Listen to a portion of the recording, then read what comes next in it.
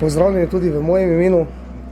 Kot je rekel Stipe, ni naš namen komentirati tekmo, ni naš namen razgrevati čustva, naš namen je določene stvari opozoriti in pa seveda to vse v namenu boljšega sodelovanja in dejansko, da več v bodoče do takšnih stvari ne bo prihajalo. Zato bi vam jaz enostavno prebral izjavo kluba.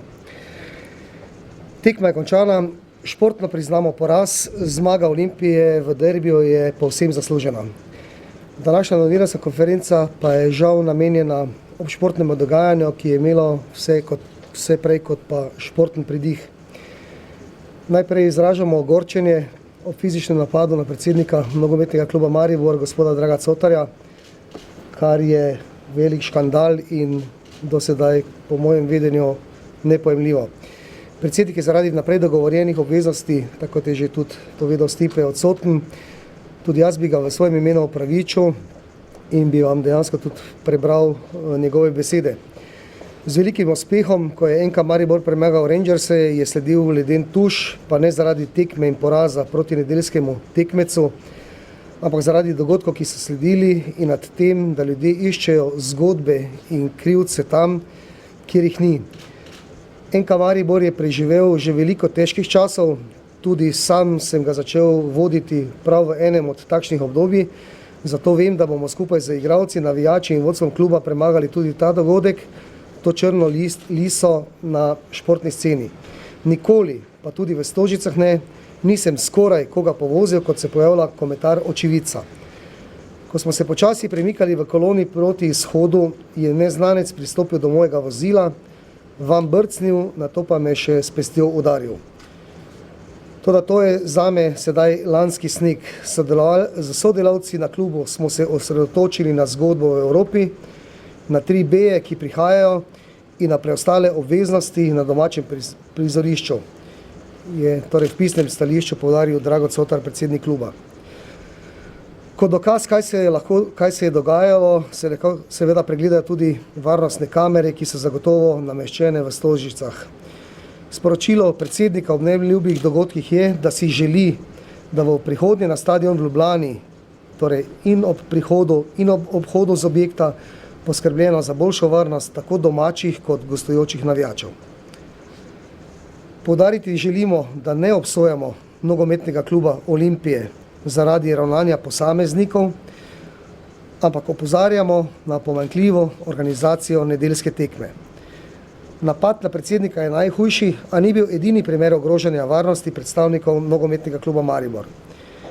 Vsak izmed gledalcev oziroma navijačev, tako od gostujočih kot tujih, torej kot domačih, so se lahko sprosto sprehajali po garažni hiši in dejstvo je, da so lahko tako eni in drugi po tekmi nemoteni prišli do avtobusa našega moštva, uradnih oseb kluba in prostorov za izjave.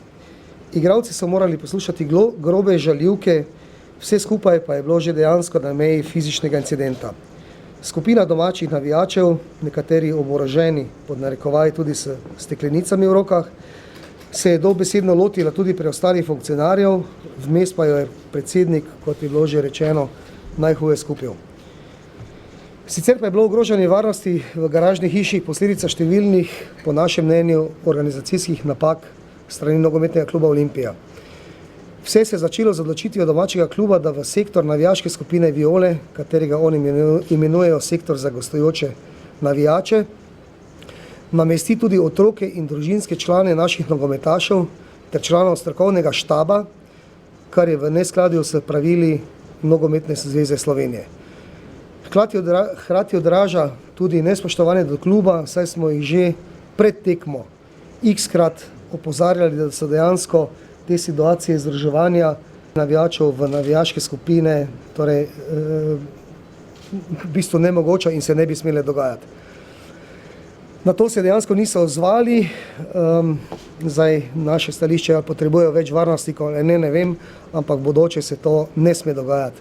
In res nas zanima, če bi recimo jaz kot odgovoren za te zadeve ali pa ljudi v klubu, nekatere družinske člane njihovih igralcev ali pa otroke dal v navijaški sektor Green Dragonsov. Mislim, da je to nepojemljivo.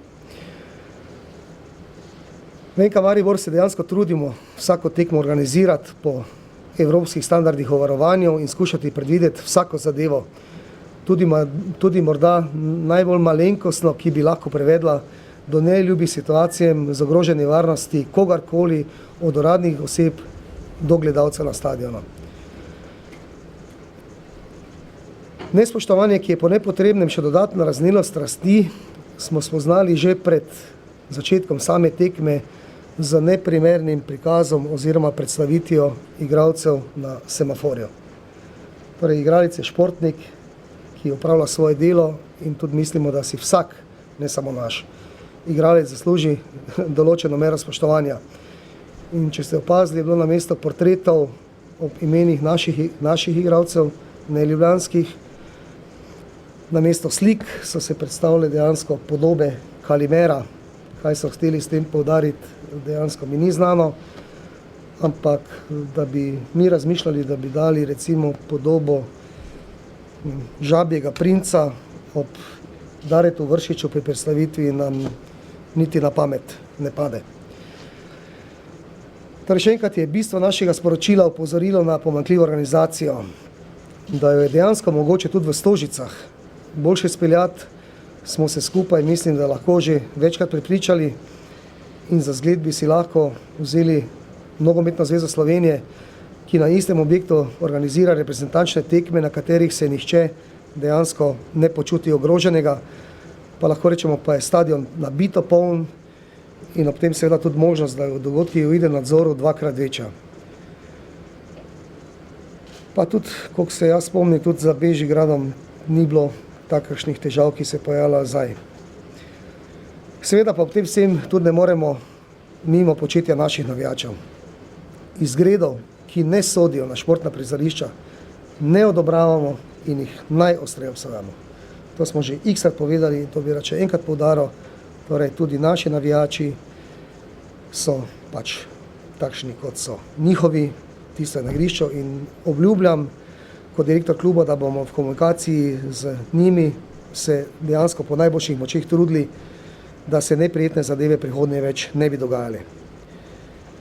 Predvsem pa želimo, da bi naš apel po umiritvi strasti dosegel namen. Ne dovoljujemo in ne želimo povračilnih ukrepov, nikakršnih.